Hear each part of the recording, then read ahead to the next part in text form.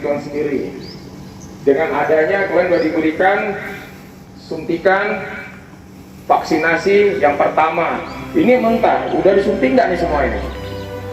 Kelas 1 udah suntik kan, nak? Ini kelas berapa nih, nak?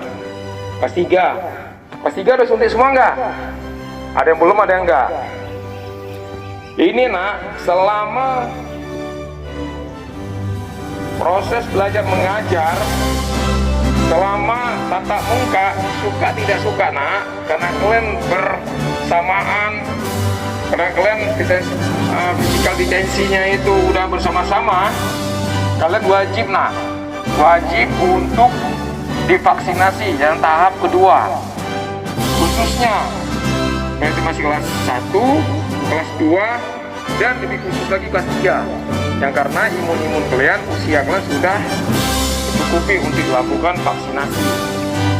Nanti Bapak selaku Kapolsek Puraya Polres Taman Haji ini, kalian kalau asal susah, kita akan panggil tim nakes. Saya nanti akan koordinasi dengan Pak Camat, dengan Mbak Taud dari Koramil, itu Pak Rusdi, untuk kami datang langsung ke sini.